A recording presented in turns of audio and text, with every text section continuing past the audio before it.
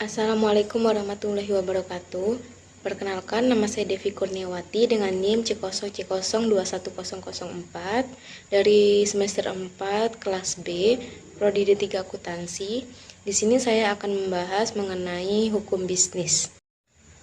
Saat ini, dengan semakin pesatnya perkembangan setiap bidang kehidupan, termasuk bisnis, yang kini tak hanya barang namun juga jasa, diperlukan suatu kebutuhan untuk sadar hukum bisnis.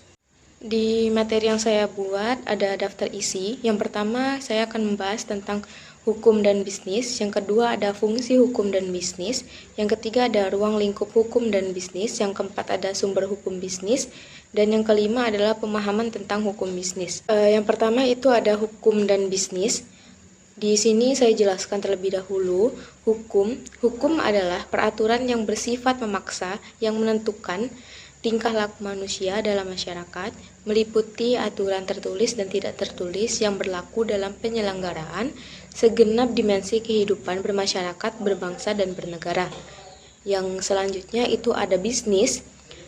Bisnis adalah keseluruhan kegiatan usaha yang dijalankan oleh orang atau badan secara teratur dan terus-menerus, yaitu berupa kegiatan mengadakan barang-barang atau jasa-jasa maupun fasilitas-fasilitas untuk diperjualbelikan, dipertukarkan atau disewakan dengan tujuan mendapatkan keuntungan. Selanjutnya ada hukum bisnis. Nah, tadi sudah saya bahas mengenai hukum, pengertian hukum dan pengertian bisnis. Yang selanjutnya kita akan membahas mengenai pengertian hukum bisnis. Apa sih hukum bisnis tersebut? Hukum bisnis merupakan aturan tertulis oleh pemerintah, dimaksud untuk mengatur, mengawasi, dan melindungi semua kegiatan usaha, termasuk kegiatan industri, perdagangan, dan jasa, dan segala hal yang berkaitan dengan keuangan dan kegiatan usaha lainnya, guna mewujudkan keamanan dan ketertiban perekonomian Indonesia. Selanjutnya, saya juga mengutip beberapa pengertian hukum bisnis menurut para ahli. Yang pertama saya ambil itu menurut Abdul Saliman. Di sini beliau memaparkan hukum bisnis atau business law atau Bestur Rich merupakan keseluruhan dari peraturan-peraturan hukum, baik yang tertulis maupun tidak tertulis, yang mengatur hak dan kewajiban yang muncul. Yang kedua itu ada menurut Dr. Johannes Ibrahim, hukum bisnis merupakan seperangkat peraturan hukum yang diadakan untuk mengatur dan memecahkan masalah terjadi terutama selama aktivitas manusia ke manusia daerah perdagangan. Pembahasan kedua itu ada fungsi hukum bisnis. Yang pertama itu sebagai sumber informasi yang berguna bagi praktisi bisnis. Yang kedua untuk memahami hak-hak dan kewajiban dalam praktik bisnis. Yang ketiga ada agar terwujud watak dan perilaku aktivitas bisnis yang berkeadilan, wajar, sehat, dan dinamis atau yang dijamin oleh kepastian hukum.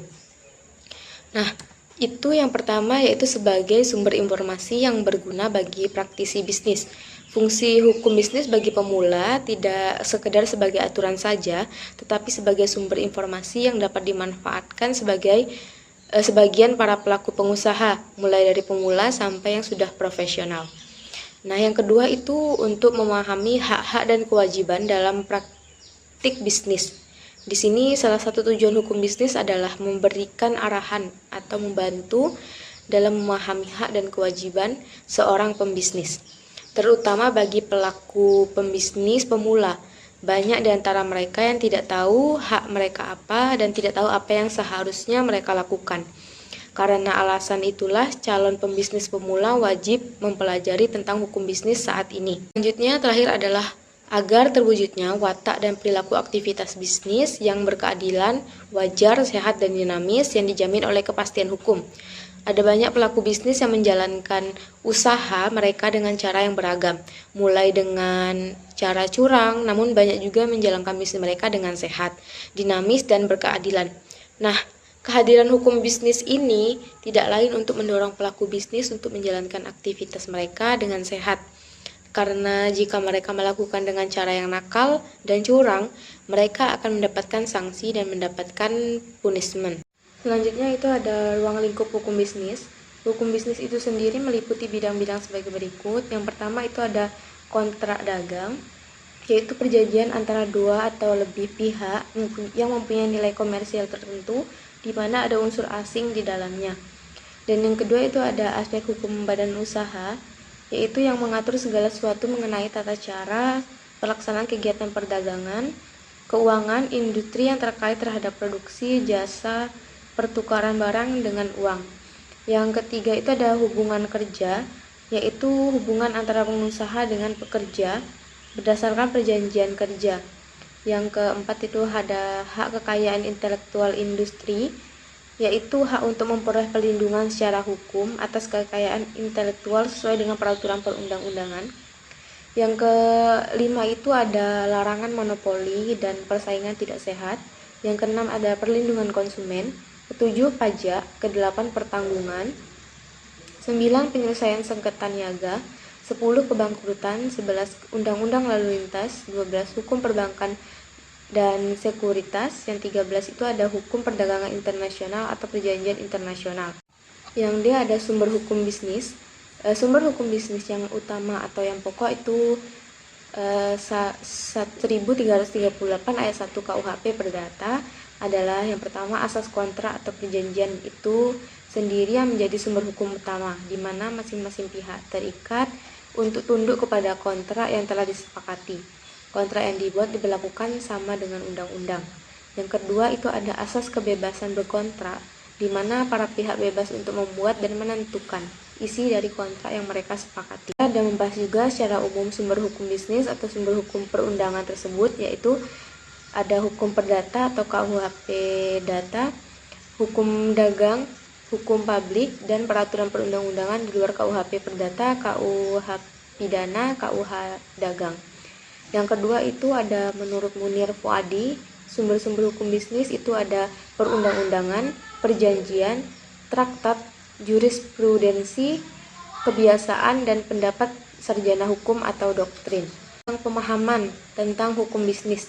Pemahaman bidang hukum bisnis itu penting bagi seorang pengusaha, antara lain yang pertama keberadaan hukum atau undang-undang yang berhubungan dengan usahanya atau kegiatan bisnis seperti adanya izin usaha. Yang pertama itu ada akta pendirian perusahaan dari notaris seperti DT atau CV atau berbentuk badan hukum lainnya. Yang kedua itu ada NPWP.